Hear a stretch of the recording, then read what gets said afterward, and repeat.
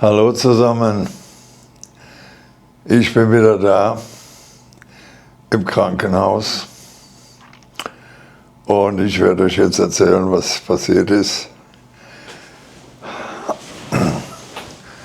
Ja, ich hatte den ganzen Tag einen Haufen Untersuchungen. Mein Zustand hat sich verschlechtert. Letzten Freitag war ich ja schon mal hier, habe hier die Infusion bekommen, die 2 Beutel mit Hämoglobin. 6 Stunden habe ich hier rumgesessen und gewartet, bis die durchgelaufen sind. Danach konnte ich gehen, bin zum Auto, war gut 100 Meter Fußmarsch. Relativ gut bin ich vorangekommen und auch die Steigung kein Problem. Und da habe ich noch gedacht, gleich kannst du mit dem Hund laufen. Wenn du zu Hause bist, freut er sich. Und naja, wie ich dann nach Hause kam, war alles wieder beim Alten. Ja, ich habe mit Gerda 50 Meter geschafft und dann nochmal 50 Meter zurück und dann war es das. Keine Luft mehr. Gestern am Montag bin ich zur Blutabnahme morgens um 8 sofort nach Imatra. Und dann nachmittags um 14 Uhr ging schon ins Telefon. Das war die Ärztin hier vom Krankenhaus und die sagte, dass ich sofort morgens spätestens 7:30 hier sein muss, damit sie mit der Behandlung beginnen kann.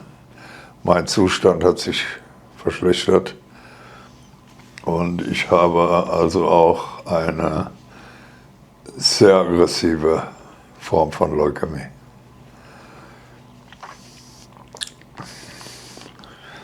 Gut, die Diskussion ging ein bisschen hin und her, denn ich hatte dann schon wieder das Problem mit dem Hund und habe rumtelefoniert. Ich hatte ja die eine Freundin in Safetapala, nur hat sich dann herausgestellt, dass ihre 2 Hunde Weibchen und Männchen waren. Und Gerda ist sehr eifersüchtig und das wollte ich ihr dann nicht antun. Hab rumtelefoniert und letztendlich ist sie wieder in dem Hotel gelandet, wo sie schon einmal war. Die Leute dort waren sehr nett und Gerda mag auch den Besitzer sehr gerne. Und das ist von mir nur 13 Kilometer entfernt. Die kamen gestern Abend, haben Gerda dann sogar abgeholt, weil sie wussten, dass es mir nicht gut ging. Wir haben dann auch über eine Stunde bei mir im Wohnzimmer gesessen, haben viel geredet. Und ich hatte denen ja versprochen, ein kleines Werbevideo für ihre Hundepension zu machen. Das wird allerdings auch für mich sein. Und ich muss mal schauen, ob ich da deutschen Text reinmache, deutschen Untertitel, ich weiß es noch nicht. Naja gut, Gerda hing dann Wille die ganze Zeit am Rockzipfel und ließ sich dann kraulen und streicheln und alles. Und sie ist dann auch mit den beiden mitgegangen. Ja, ich hatte eine sehr unruhige Nacht. Bin um kurz nach 4 schon aufgestanden, denn mein Taxi, Krankentaxi, das kam schon um 6:30. Und habe mich schon soweit fertig gemacht, war duschen, habe meine Sachen zusammengeräumt, die ich mitnehmen wollte ins Krankenhaus. Diesmal habe ich auch ein Kabel bei, nur leider habe ich nicht mehr die Aussicht hier. Ja, ich habe ein anderes Zimmer und wenn ich die beiden Zimmer vergleiche, bin ich jetzt hier in einer Rumpelkammer. Ja, das ist also ein bisschen anders. Naja, als ich heute Morgen ankam, fingen sofort die Untersuchungen an. Ich hatte innerhalb 3 Stunden 10 verschiedene Untersuchungen. Also man hätte hier in dem Zimmer ruhig eine Drehtür einbauen können. Hier kam andauernd jemand rein. Ja, das war egal, ob man auf Toilette gesessen hat oder mal hier einen abgerissen hat, die Bude stank. Und Ich hatte jedes Mal hier einen drin. Das ging bis nachmittags um 5 Uhr. Ja, und jetzt ist ruhig, aber die Nachtschwester, die wird auch gleich kommen. Ja, wir haben kurz nach 9. Ihr könnt sehen, es ist noch hell draußen. Ja. Und ich habe jetzt die Aussicht auf die ganzen Krankenhausgebäude. Wenn ich da rechts vorbei gucke, da sehe ich natürlich den Seimer, der mittlerweile aufgetaut ist. Ja, gut. Ich habe mit der Ärztin ein langes Gespräch gehabt und die Situation ist so, dass ich ohne Behandlung noch 4 Wochen habe. 4 bis 12 Wochen. Und einen Sommer hätte ich schon gern noch erlebt mit meinem Hund. Und ich hätte auch gerne für Gerda ein neues Zuhause gesucht selber. Und ihr Freund ist ja letzte Woche gestorben. Und ich muss mich einfach vergewissern, dass sie ein vernünftiges Zuhause bekommt. Ja. Ja, ich schaue gerade hier ein Video von mir an, wo ich am Möcki war mit den Hunden im Vorjahr. Ja, und da möchte ich mit Gerda auch noch ein bisschen hin. Ja. Ja, auf jeden Fall wurden hier ein Haufen Untersuchungen gemacht. Ich bekam die ersten Medikamente für die Chemo. Ich habe mich jetzt darauf eingelassen, vorübergehend. Ich weiß nicht, ob ich das durchziehe. Ich muss schauen. Und am Nachmittag kamen dann die ersten Spritzen. Man hat mich gut aufgeklärt über die Nebenwirkungen. Wir hatten wirklich ein langes Gespräch. Und es kann sein, dass die Nebenwirkungen sehr heftig sind. Vor allen Dingen wegen meinen Herzproblemen. Es kann aber genauso gut sein, dass gar keine auftreten. Die größte Gefahr wäre jetzt für mich die Gefahr einer Infektion, weil meine weißen Blutkörperchen noch weiter abgebaut haben. Ja, ich bin zwar hier nicht mehr in Quarantäne, die Tür ist offen.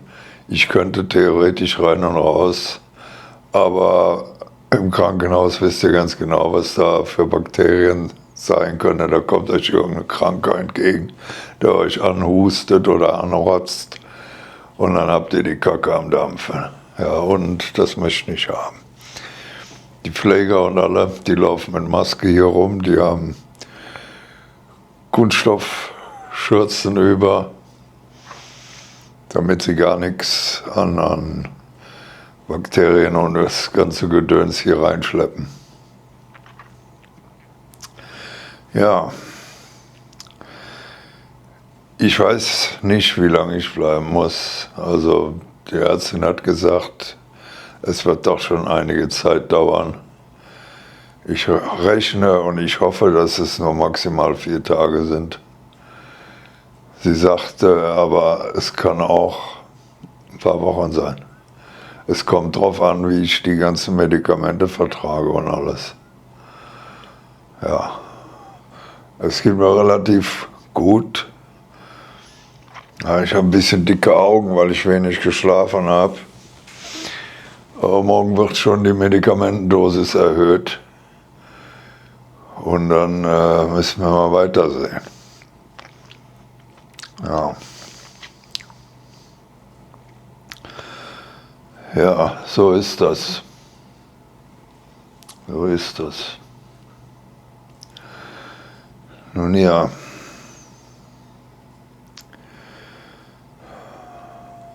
Ist nicht schön. Heute ist mein 60. Geburtstag. Normalerweise bin ich mit meinen Hunden am Möcki. Aber Thor ist ja letzte Woche gestorben.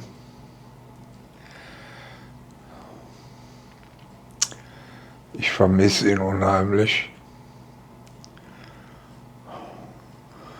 Ja, und Gerda,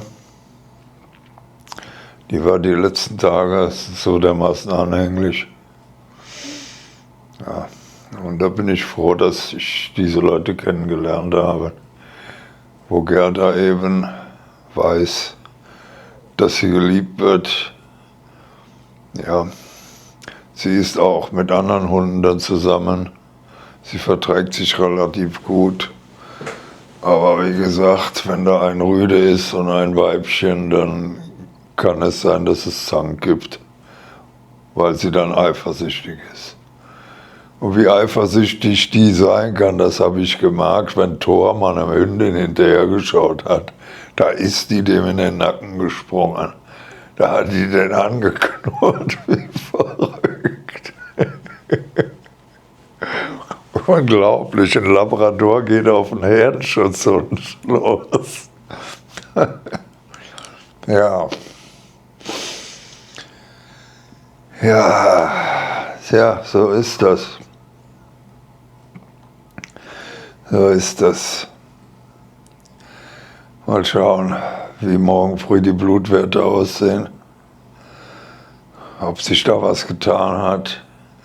Ich will nur hoffen, dass das Hämoglobin sich verbessert, damit ich mal wieder vernünftig durchatmen kann. Es ist ein absolut komisches Gefühl. Ich habe das überflüssige Wasser, habe ich jetzt soweit raus. Habe keine Stockungen mehr beim Atmen. Komme bei mir im Garten den kleinen Berg hoch.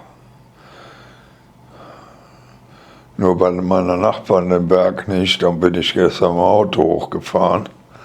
Ja, müsst ihr euch vorstellen, ich fahre 10 Meter mit dem Auto. Ja. Als das Wasser in der Lunge war, dann ist das beim Atmen wie so eine Blockade. Aber jetzt ist es einfach so, dass ich atme, ich kann durchatmen, aber der Sauerstoff wird nicht umgesetzt.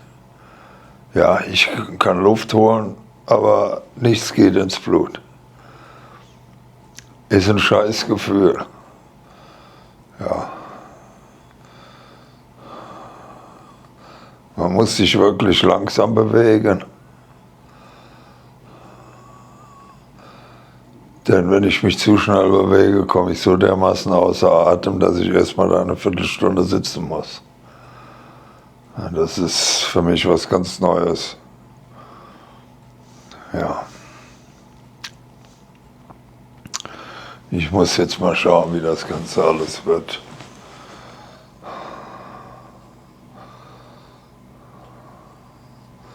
Und ich hoffe, dass ich im Sommer noch mit meinem Hund am Möcki bleiben kann. Dann sehe ich weiter. Ich werde wahrscheinlich den ganzen Sommer über die Medikamente noch nehmen müssen. Ich muss überlegen, im Kopf ist ein absolutes Chaos. Ja. Okay, das war's jetzt mal fürs Erste, für meinen ersten Tag auf Zimmer Nummer 3. Das andere war jetzt Zimmer Nummer 5.